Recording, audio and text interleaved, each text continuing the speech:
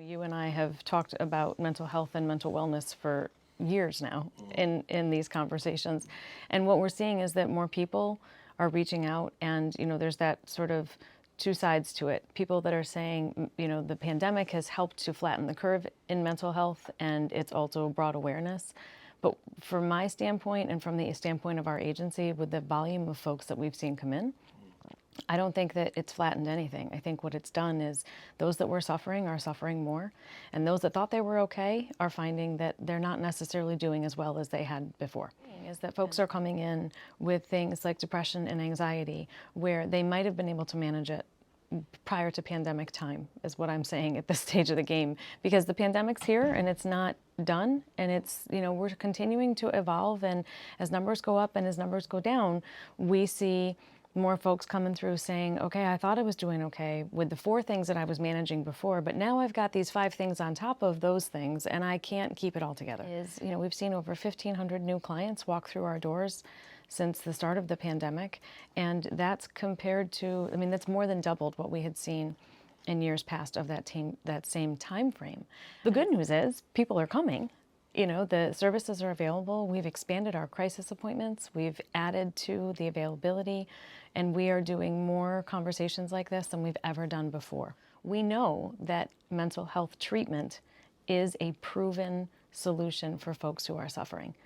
But what we also know is it's the second largest reason that folks are dying between the ages of 10 and 34. And so that's huge when you think about that. Our younger population are struggling and not knowing how. They haven't built those skills and tools yet that we may have as adults. And so the true reality is the services that we provide and the helping to be able to build those skills and tools.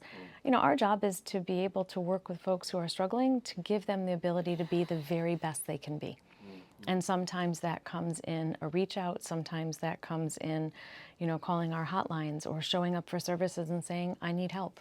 Here's the information that we know. It's okay to say to someone, are you suicidal? There had been the thought that if you asked that direct question years ago, that it put the thought in someone's mind to go forward with suicide, and we know that's not the case.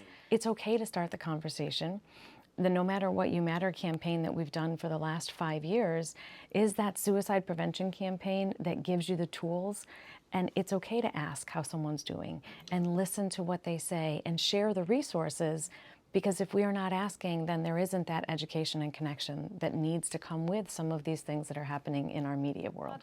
I thought the Dear Evan Hansen movie was a really amazing way to bring something.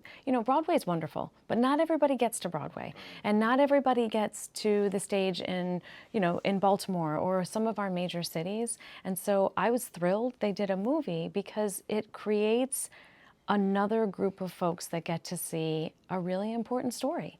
And I can tell you that we did a program with some high school students, and there was not one single student in that theater that did not raise their hand when I said to them, how many of you identified with someone in that movie?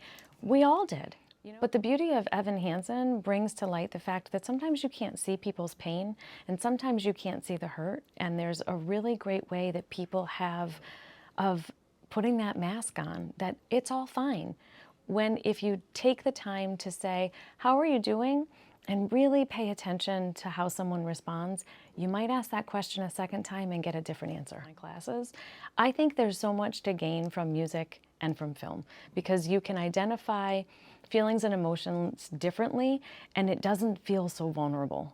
But you can certainly see that, and we have all intentions of using Dear Evan Hansen as a program model. Somebody might not want me to stand in front of them for a half an hour and talk about suicide, but put it in a movie format, listen to a song.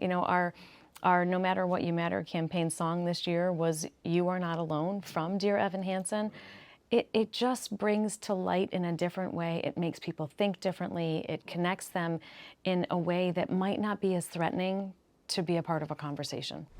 Maybe there's a reason to believe you'll be okay. I didn't know that you were hurting. 'Cause when you don't feel strong enough to stand, a lot of people feel like us. you can reach out